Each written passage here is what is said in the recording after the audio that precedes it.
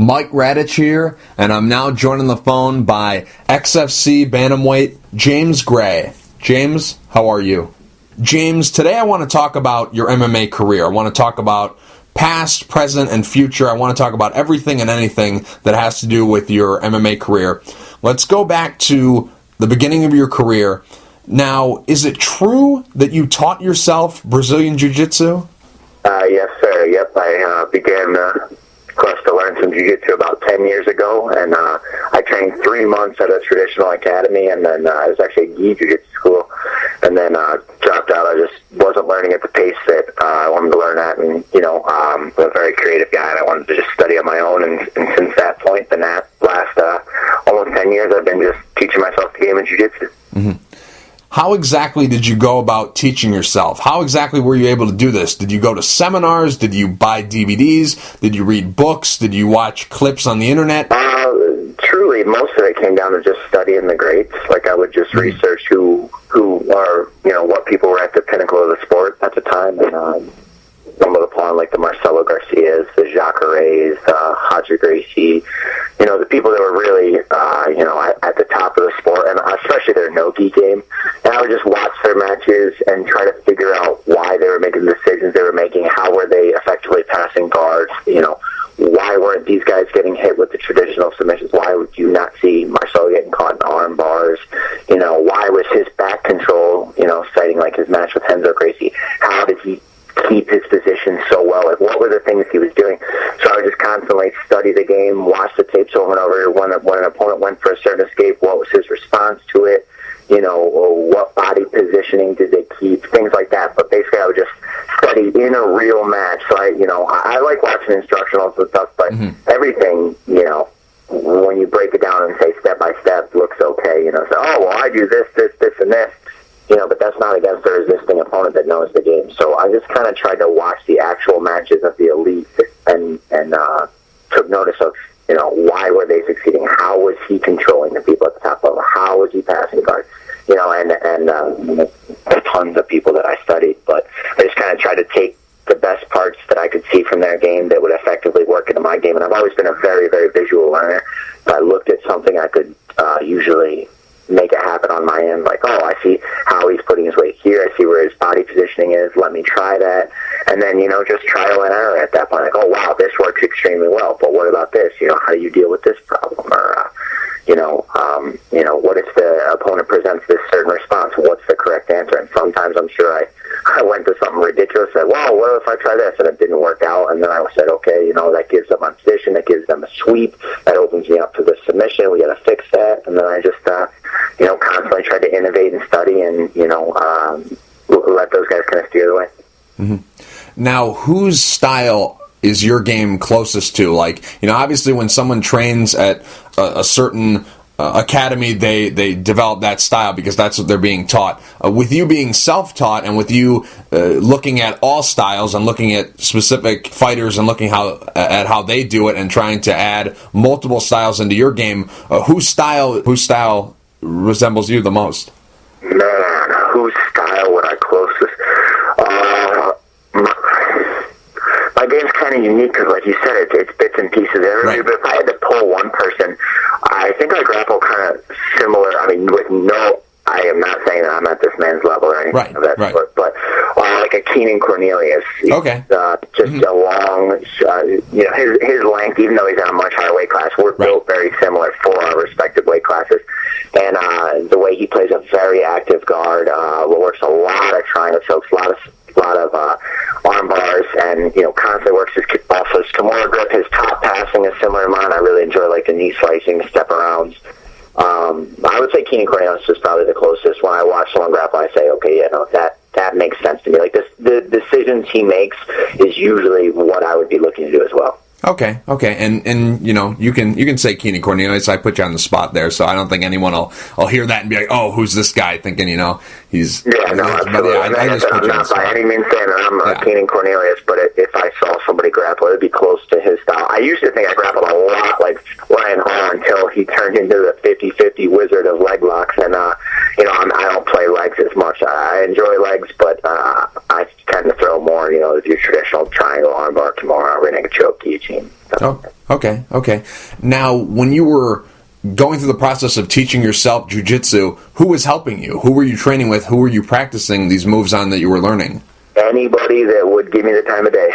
Friends that wanted to see what jiu-jitsu was, people that had previously grappled in jiu-jitsu, wrestling buddies of mine that would say, well, hey, here's my wrestling perspective of what I would try. How would you counter that? My little brother, I constantly was like, hey, let me try this submission. My little brother tried to run away, and I ended up holding him down and be like, all right, that's how the submission works. But, just anybody that was willing to get on the mat and kind of, play the game of jiu-jitsu with me. Mm-hmm. I see. Now, where did some of this training take place? Oh, man, it started in my parents' basement, or actually their living room. When my parents would leave, I would, call up a bunch of friends. They'd go out for a night, and we'd just move all the furniture out of our living room, train there. Then it turned out I ended up buying mats and put it in the basement. And then Heartland High School, for a long time, we taught in the wrestling room. We just did jiu-jitsu up in the wrestling room after wrestling practice. And then eventually when I bought my own house, it was in my house, then my basement, and then we bought a warehouse. Now we've progressed to where we are currently, which we have a spot over in Brighton. Mm-hmm. Definitely, and we'll touch on that a little bit later. But I'm just curious, let's go even further back in time. What originally got you interested in Brazilian Jiu-Jitsu?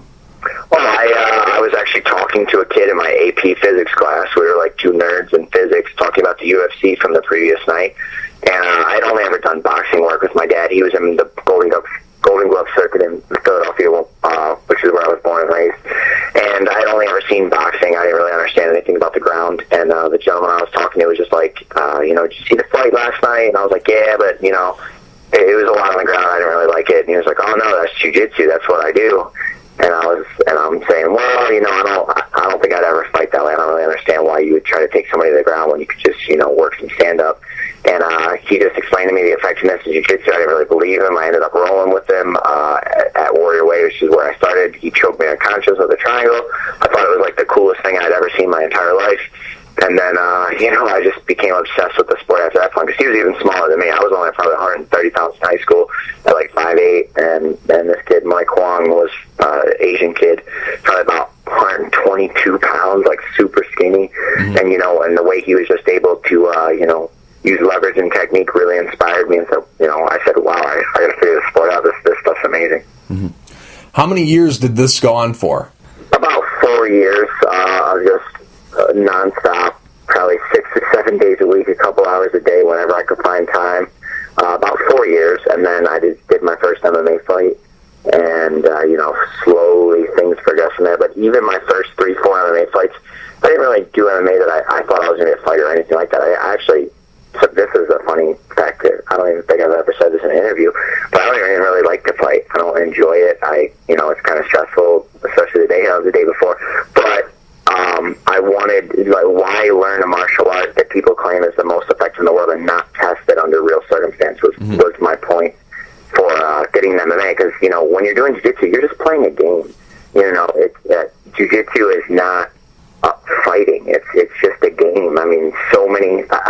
I have a lot of good jiu-jitsu friends that are terrible wrestlers and have no clue about any type of stand-up fighting. They couldn't box or kickbox to save their life.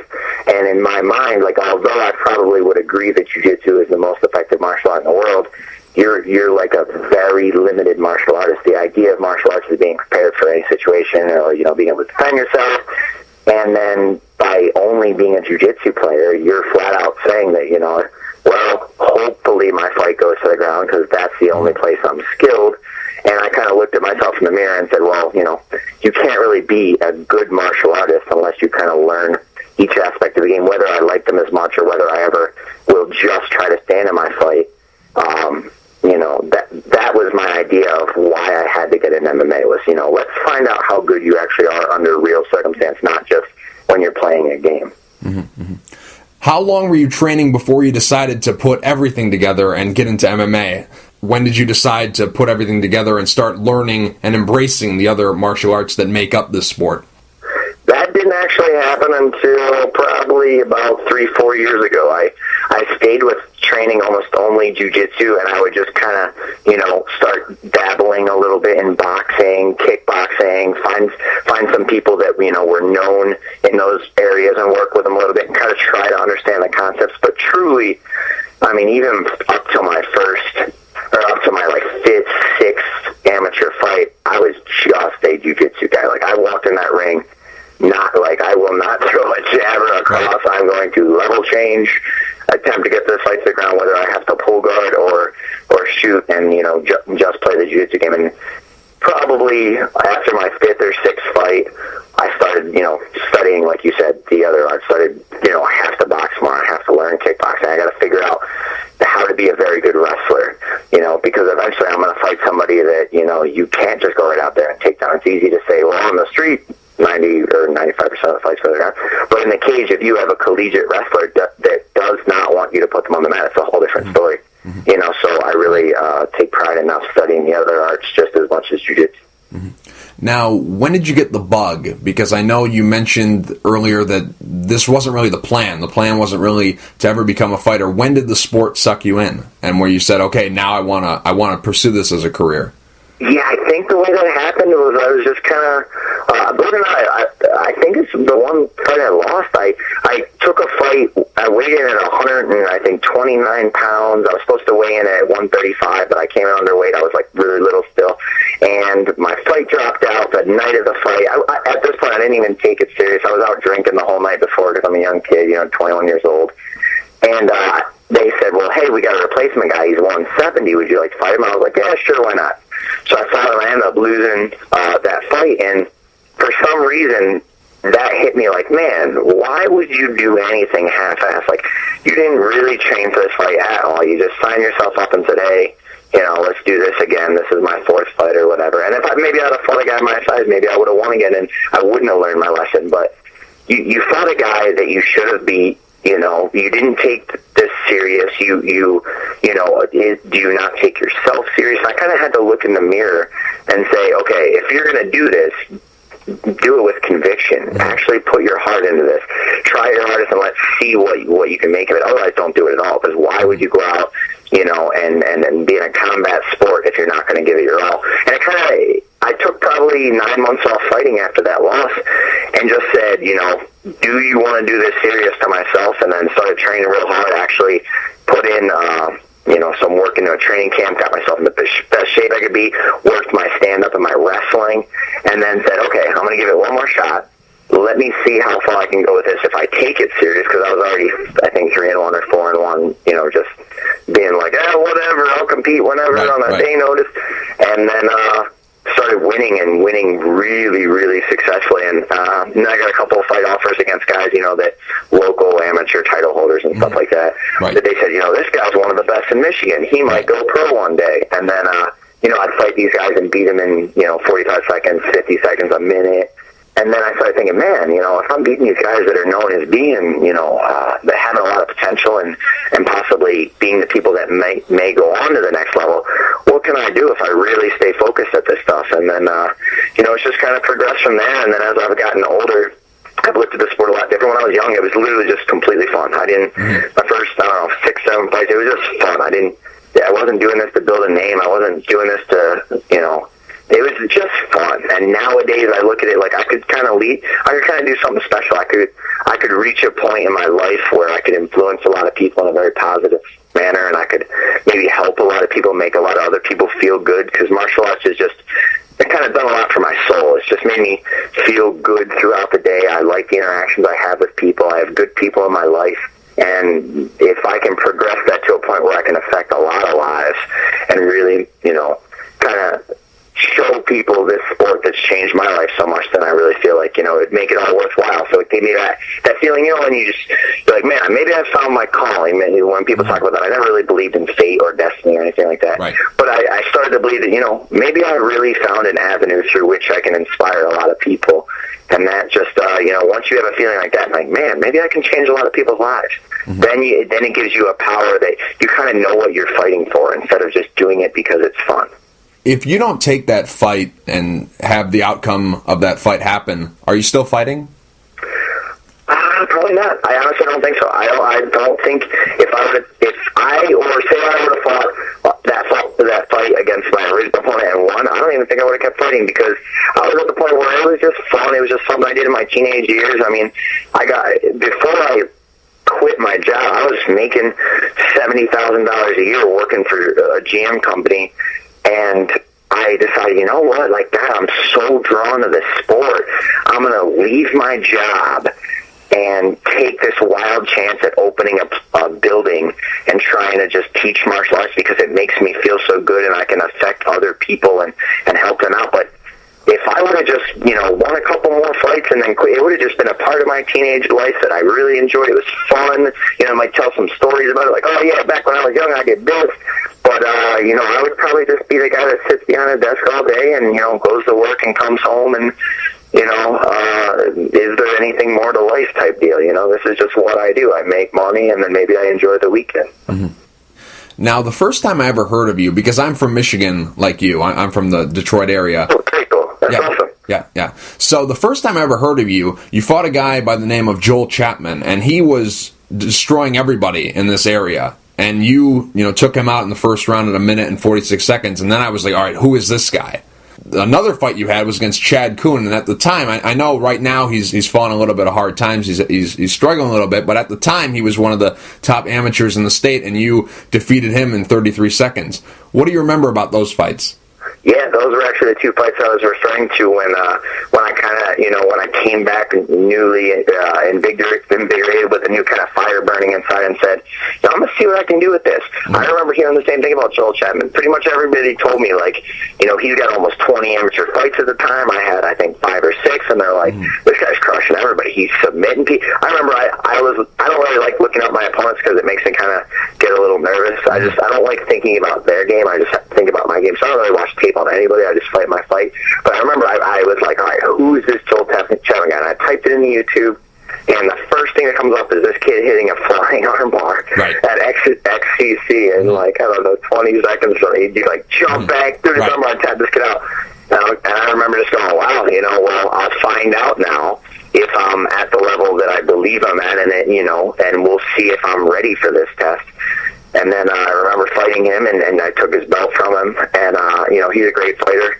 But I just felt like, man, even though I know this guy's a great guy, I felt in control that entire fight. Like, I never felt at all like the fight was going his way. And then they said Chad Kuhn was the first guy I had to defend my title against. And I had actually already heard of Chad Kuhn before I looked him up. I knew he's like a Liberty Fight Gear sponsored. I remember, being a young kid intimidated by that. I was like, oh, man, who is this guy? And he runs his own gym, and I'm just a self-taught guy. Should I be in there? So it was like constantly the road of, am I ready for this next level? And then I got in the ring with Chad, and it was the same thing. As soon as I got these guys to the ground, I kind of either hit them with stuff that they hadn't seen, like the certain setups I was using, so I was catching them off guard, or I was just at a level of jiu-jitsu that they weren't prepared for in MMA, because everybody kind of trains everything instead of, finding your specialty and trying to force that game plan upon somebody else. And then I beat Chad, and I kind of looked back at those two fights like, man, these are the two, these guys were known. I mean, these are the guys that I was thinking, hey, they might go professional one day. So it kind of just helped continue building my confidence and my ability and, wanting to see, how far will this go? Mm-hmm. Right. It's funny because at the time I was asking, some of the local promoters and some of the people who know the scene, and asking, who's the next guys, like who's the next star, like who's the star of tomorrow, who's someone down the road we could be talking about as one of the top guys in a major organization, and those were the two guys, regardless of weight class, I was hearing about. The two top guys, they kept telling me about how great these guys are, and you took them both out, and I was like, all right, I got to keep an eye on this guy, and obviously you're doing very well for yourself. You haven't lost a fight, and you've submitted, I think, every opponent since then, right? Yeah, first round submissions, my longest one is a minute and 51 seconds so far of the first round. Mm-hmm. Scorpion Fighting Systems, is that your gym? Do you own it? Yes, sir. Okay. When exactly did that open? Well, we initially started the team out of my basement in Fowlerville, and then we actually started sending fighters out from my basement, like we would call promotions. And, I had a little bit of a name at the time, so they would take my word for it. But I would just say, I have another guy that I'm training. Will you give him a fight? And then all of our people kept winning, but all of our guys kept winning by submission. We had Brian Fornicero, who ended up going 3-0 as an amateur, like 3 fights, just bang, bang, bang. And then Mike Wojciechowski, I started training. Wojo, a lot of people call him. He started going out and beating people, and then so I'm training all these people out of a basement, and they keep winning and winning and winning. And then it got to the point where I was training almost 50 guys out of my house, which sounds utterly ridiculous, and it truly was. Like, I would get home from work, and my entire living room and kitchen would be filled with people sitting down waiting to, like, go train. So then we got to the point where we said, man, what if we just open a warehouse? What if we find some place to rent, and, we get a lot of space, we get some mats, and at the time I had, like, I was living like the material life. I had like a Mustang Cobra and a Ninja sport bike. So I'm like, I'm going to sell my sport bike. I'm going to buy us a ton of mats. I'm going to just kind of like, take it to the next level and buy a bunch of gear that we can use. So then we did that. We opened a warehouse. We were there for almost 2 years, and then the team just kept growing, kept succeeding. And then we opened a storefront on Grand River in Howell. And then that really took things to the next level, because now we were getting noticed. We were right by Los Tres Amigos restaurant, like total fitness center, right across from Art Van. So people started seeing Team SFS. And then now it's led to, we have almost 4,000 square feet and like an Olympic boxing ring, a huge area of mass. We have a sauna in our gym, a couple bathrooms, a reception area. So it's like it's given us the facility we need now to produce pro-level athletes. And the results are showing. And the other thing I've noticed is now we're attracting people from around the country. Like, we have a group of fighters that come out from Minnesota to train with us.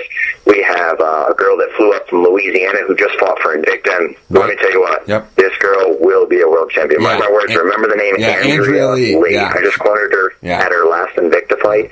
I drove over to Iowa and cornered her for the fight with her husband and her trainer.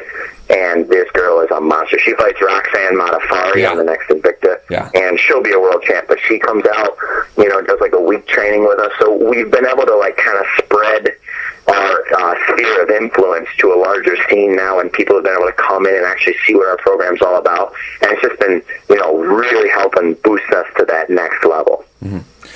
And I feel that's the one thing that this state is lacking when it comes to MMA is it has a lot of great fighters and it has a lot of great gyms, but it's not attracting the outside fighters. The people come from other states, and that I really like to hear that you're attracting people from different states. Now, you bring up Andrea Lee, incredible fighter. She's taken off people's fingers. Okay, you know who she is. That girl's a monster. She came out and trained with us for a week, and when she was leaving, I was saying, mark my word, that girl will be a world champ. Like, I've trained with a lot of people, and there's certain characteristics that fighters innately have. They just have certain parts of their personality on how far they push themselves, and just certain characteristics on top of just an incredible skill set. And to recognize that she's only been in the game for 5 years. Like, she was just a waitress that started training with her current husband, and he taught her kickboxing and wrestling and judo. And to be at the level she's at is unbelievable. So her and my girlfriend are like perfect training partners. They were really pushing each other back and forth, great stand-up exchanges. I think on the grappling, they literally both caught each other the same amount of times in submissions. So it's just, they were perfect training partners. But the only not to take away from my girlfriend, I don't mean that, but she had to go through a full ACL rehab surgery, which she's in the process of finishing up now. And I feel like Andrea's going to go win some world titles, and then my girlfriend's going to follow right in her footsteps, because like I saw them hand in hand, beautiful exchanges. They're right on level, but I feel like these girls are a step above a lot of the girls they're going to compete against. Mm-hmm. Definitely. The girl in the cowboy hat, as I like to call her. Yeah, there you go. There you go. It's hard about unimposing, right? Or you don't suspect it. Yeah, very good-looking girl, but can whoop some ass, so what's better than that? For sure, man. I'm just curious, and this is a multiple-part question, so bear with me.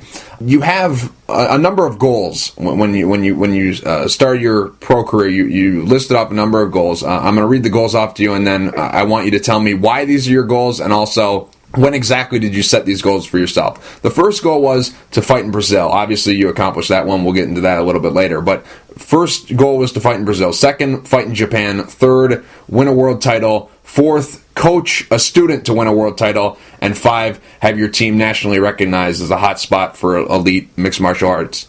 Why were those your goals, and when exactly did you set these goals? These are goals that I really set once I came back to the sport. Like after I took that loss, set my head on right, I said, okay, if I'm going to do this, I'm a firm believer in life of writing things down. If you want something, you have to write it down and then pursue it. Otherwise, you just kind of like, your brain bounces all over the place. Like, I want this, I don't want that. I feel like you have to set a path for, even if it's just for your subconscious, and say, this is the direction in life I'm steering myself. I'm going to formulate my actions to point me this way. I'm going to do everything necessary to go for these goals. And the reason I picked those, like, fight in Brazil and fight in Japan, back when I was in high school, and I would, once I kind of fell in love with jiu-jitsu and MMA, when I would study all these great fighters, I looked at Brazil. That's like the mecca of MMA. That's where the modern-day MMA has evolved back in, like, the Luta Livre days, and, that was just a mecca. So, like, to fight there, what an honor, especially being a jiu-jitsu practitioner, have them see my art and, to see, can I compete with the jiu-jitsu people competing out of Brazil? Is the level completely different? And then obviously Japan, not only because they love grapplers, but my 2 favorite fighters of all time, like the 2 most inspirational fighters I've ever watched were Kazushi Sakuraba, who everybody knows, right? Sakuraba and Genki Sudo. So, they just, inspired me to want to be the best I could be and, make that type of impact on other people. So, because of those reasons, I wanted to go to Japan, and I feel like the crowd is a lot different in Japan. You don't really have the drunk fans yelling "knee" repeatedly in Japan. They see a guard pass, and they're like, everyone celebrates because they understand what's going on better. So that's why I wanted to fight in Japan. Obviously, win a world title. Not even win a world title to be like, hey, I'm the world champion. That's kind of irrelevant, but more of just like a fulfillment of like all the work has been done towards something, and now I've achieved something that can't ever be taken away. Like my skill set got me to a point where I was able to compete on the world stage and win. And then my other ones are have my student win a world title, because then that shows that not only am I, because sometimes there's just some, believe me, I'm not saying this about myself, but there's some freak athletes and stuff that can win a world title because they're just, like Jordan Burroughs. Mm-hmm. I mean, right. Everybody knows the blast double and how to shoot a blast double. He could walk out on the mat and tell you he's going to blast double you. You just can't stop it. The guy's just a freak. And, by being able to coach someone to a world title, I feel like I show how much respect for the sport I have, how much I understand the sport, and what a profound impact on somebody else's life. And obviously the team thing being, a hot spot in the Midwest. The reason I want that is, man, I just want to meet so many of these great athletes and people that are dedicating their lives to like a bigger goal or a bigger vision.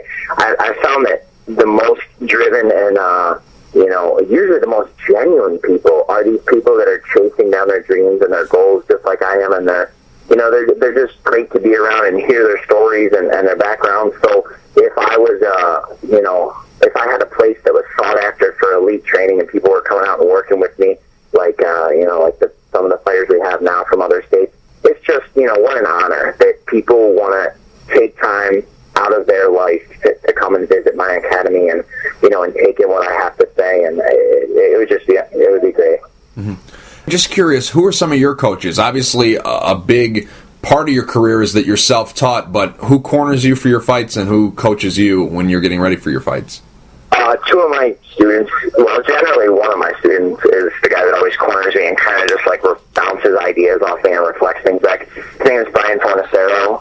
He's been training with me for about 5 years now. And he's actually created a crazy credential list of his own, just training under me. He recently went down to Ohio and did a super fight against a Gracie Jiu-Jitsu black belt who runs Gracie Cleveland. And so he got 5 years of only no-gi grappling and actually submitted him in the super fight with a triangle choke. He's won numerous Naga expert divisions. The kid's a monster.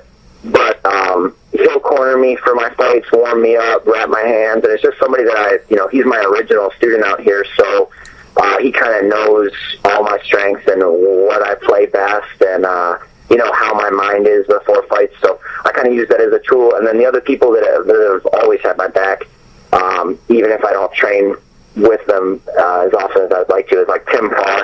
He teaches an MMA program at my school. He's just a guy that, I've looked up to for many years.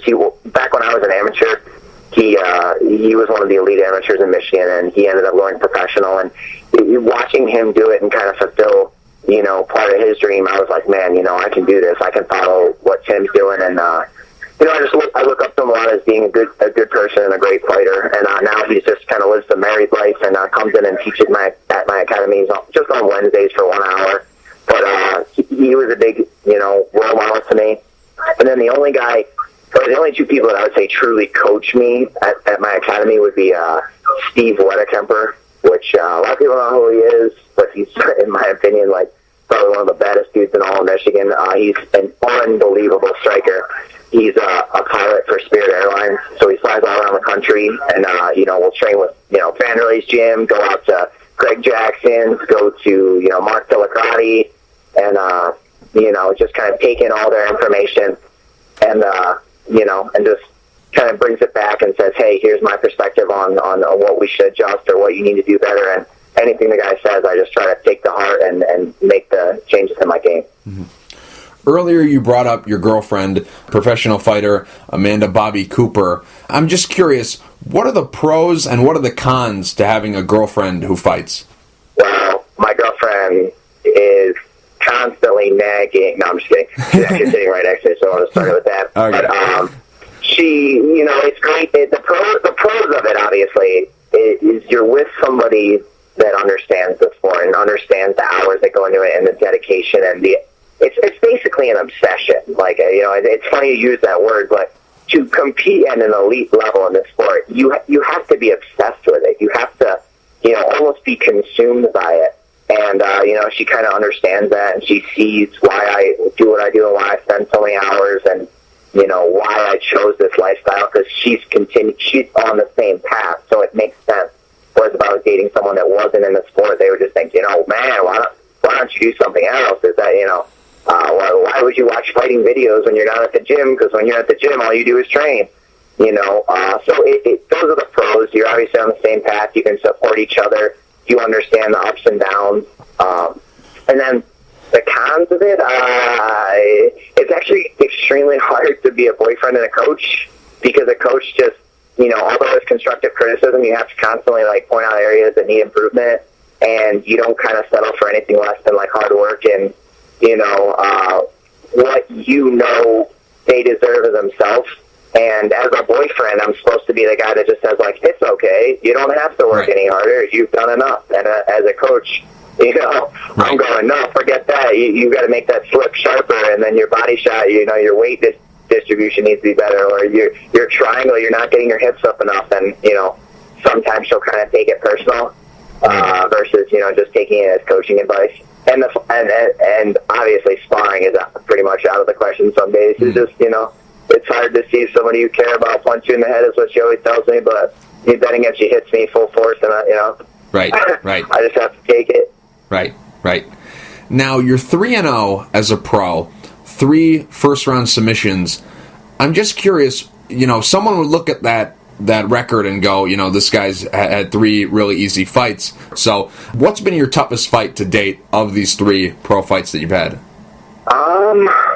Probably my second fight, honestly, even though my last opponent was 5-1, and his only loss is to a monster undefeated guy, and Lucas Moraes was supposed to be, like a bad dude. I was told, you're going to be fighting an elite rising star, like this kid's good. But honestly, he didn't really get to land any strikes on the feet, and I was able to bully him against the cage at wrestling, take him out really easy, and then, maybe I got lucky and just kind of found the sub early in the fight. He made a tiny error, and I capitalized. Maybe the fight would have been a lot rougher had I not caught that. But, I really didn't get hit at all in the fight or in my first fight. And at least in the second fight, the guy defended 1 takedown. I shot a single a little bit early, and he was able to pop his leg free, and I think he hit me with a 1-2. And then he went to throw again. I ended up taking him down, and then, it was kind of more of the same at that point. But he actually, stuffed one of my takedowns, landed a 1-2, and I had to actually set up my level change and get it on the mat. So probably my second fight. Okay. Myron Malotki, he runs XFC, and he's a Michigan guy like you and I. How did this deal with XFC all come together? Was Myron the glue that made this deal come together? Was he the reason you signed with XFC? It actually, I think, truly stemmed with Drew Gardner. Drew Gardner got wind that XFC was looking for one American guy to sign into this tournament at 135 to compete against all the Brazilians and Colombian and Mexican fighter that they had signed. And I guess Drew took the video of me flying triangling Derek Mandel. I don't know if you've seen the fight, but Derek Mandel was 12-1, and I competed against him when I was 11-0. And I threw a flying triangle. I was able to catch him. It was a crazy fight. People went nuts. That was my last amateur bout. He's now 4-1 as a pro, I believe, or 5-1 as a pro. So anyway, he sent that tape to the Brazilian matchmaker and said, hey, this guy is only 2-0 as a pro, but he's beating guys that are now 5-1 as a pro by flying triangle in the first round. You might want to take a look at him. And then, so they looked at my tapes, and their exact words to me were, you'll be a huge underdog in this tournament. You'll be fighting guys. Some of the guys have up to 20 professional fights. You have 2. But we'll give you credit. You're dangerous. Like, although you may not be the favorite going to this tournament, you're dangerous. You're a fighter that if they slip up, you could catch them. Would you be interested in competing? You're going to kind of be throwing yourself to the wolves type deal because, why is a 2-0 competing against 10 or 15 or 20 fights? Because pretty much any manager out there will tell you your first, 5 to 6 fights should be very hand-selected, protect your record. There's so much appeal in the, oh my God, he's 7-0. Like, 7-0 guy that goes to the UFC. If the guy's, takes extremely tough fights, he's just as good of a fighter, but he's 5-3, they don't get the same shot. So pretty much everybody always tells you to, pad your record, fight bombs, and I don't know, I'm not really in the sport for that. I feel like, I'd like to make it to the pinnacle. I would love nothing more than to fight for world titles repeatedly and, travel around the world and compete, but I'm more about testing myself. That was just like the reason I got into MMA initially. I wanted to find out under real circumstance, how could I do in a fight? So the idea of fighting people that I know I'm better than, it kind of bums me out. I can't get fired up to train for that. I can't, I still train, but I train without that fire, without enthusiasm, because you're saying, I 9 times out of 10, I'm going to beat this guy. Like, sure, I can lose. It's a fight, but 9 times out of 10, I'm just a better martial artist. I'm going to beat this guy. So the challenge of competing against guys that could blow me out of the water, I had no idea what I was going to run into. I was telling myself, man, you could go down to Brazil and get crushed. You could think you're at a certain level and, go fight this 5-1 guy out of Brazil and have him just mop the floor with you. And that actually just got me super pumped up. I was like, man, I'm up for the challenge, and I'd like to see under those circumstances if I can still, find a solution, even if it's an ugly fight that I have to really take some damage and find a way to win. I want to try to make that happen. I don't want to just baby my record. That was one of your goals, to fight in Brazil. So I'm just curious, was it everything you had hoped for? Was it everything that you dreamed of fighting in Brazil? Obviously, you got a very nice win, submission in the first round, playing your game and doing it very well. So was it everything you had hoped for? Oh, yeah, it was incredible. It was the best experience, hands down, in my entire life.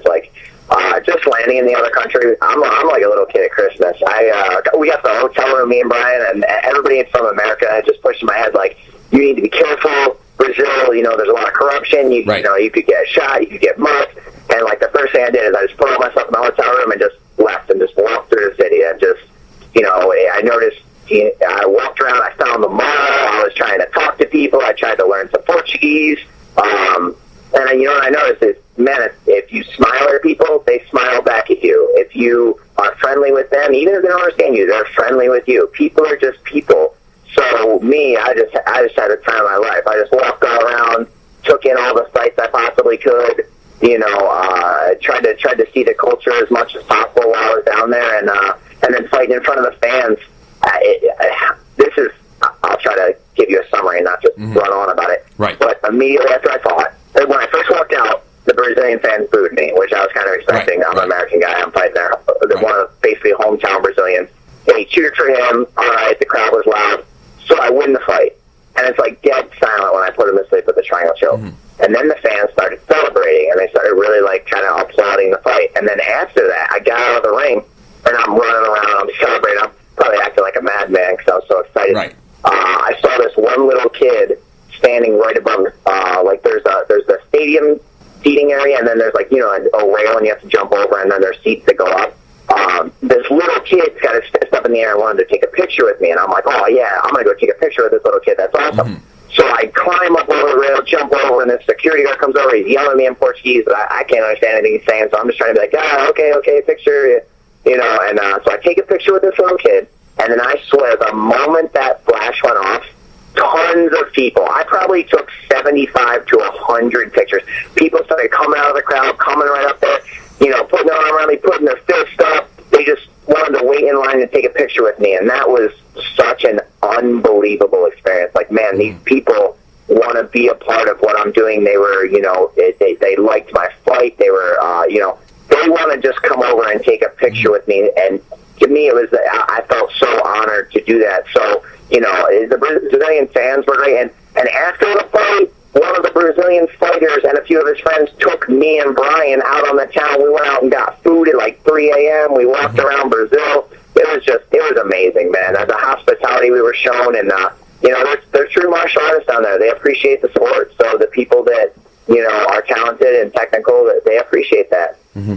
That's awesome. That's very cool. It's kind of like Rocky IV. At the beginning, the Russian crowd hates him, kind of like the Brazilian crowd was booing, and then you have a great performance, and then everyone wants to take a picture with you. It honestly felt like that. It felt like that's why I walked up to the soccer Eye of the Tiger. It just felt like a movie to me, and it almost didn't even seem real. I couldn't believe that, you know, from teaching in my basement and grappling with my friends, that I was standing in another country competing against, you know, a kid that I had so much respect for, and just thought, wow, you know, this guy's an amazing martial artist. Can I beat him?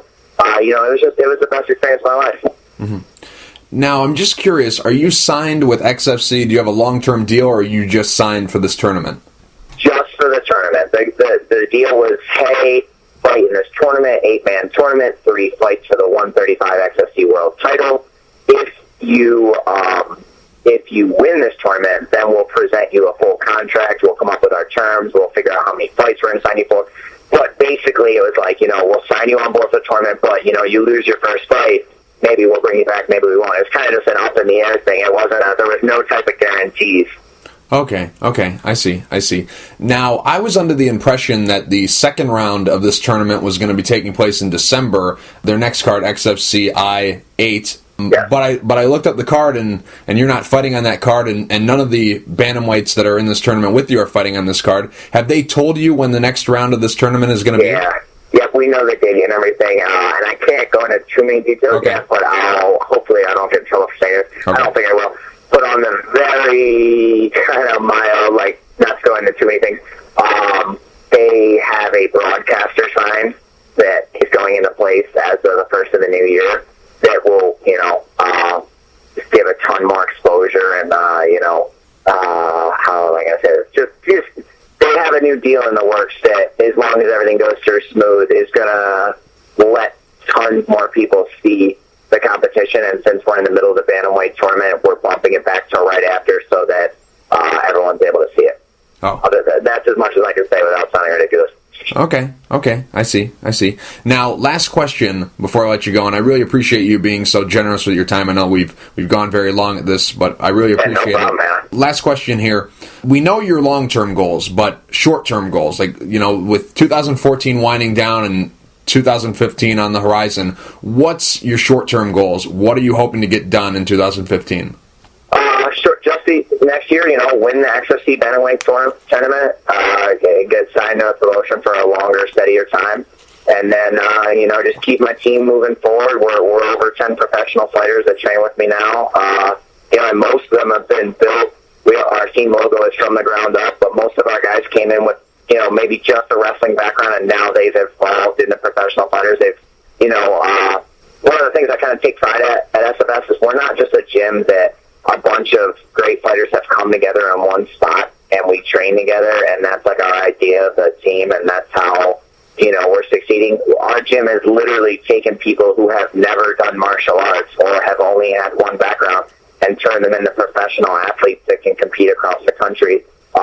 So I'm trying to kind of keep that going and, keep the team moving forward. We just had, Josh Parisian had a successful professional debut last weekend. He just won his pro fight in the first round by TKO. And then, I just want to kind of make sure everybody around me keeps succeeding. One of the character traits that's probably not that great a thing about myself is I've kind of always put everyone else before me. But, it's just as rewarding for me to coach somebody and see them improve and see them fulfill part of their dream as it is for me to do the same in my career. So I'm just trying to, keep everything well in the way it is. My girlfriend will be back to training as of January 1st, hopefully. They said that she's cleared to box again after her ACL surgery, and she's booked to fight on an Invicta card next year. Mm-hmm. So she's already signed to the promotion. We just got to get her knee healthy. So, get her back into tip-top shape and, make sure she's ready to go and kind of just keep helping people feel good about their lives and themselves and keep affecting the community as much as I can. Mm-hmm. James, real quick before I let you go, do you have any sponsors you'd like to thank, and is there anything you'd like to say to the fans? Yeah, no, I appreciate that a ton. The sponsors that support our gym, without their support, we literally would not be able to do what we do. We're sponsored by Buffalo Wild Wings and Howell. Jen Kramer is the one that set that up through the owner, and, she is a wonderful human being for supporting our team for so long, multiple years now. Zigner Enterprises, under CEO Darren Zigner. He's made contributions to our gym that's literally kept our doors open and just allowed us to have the best training equipment we need.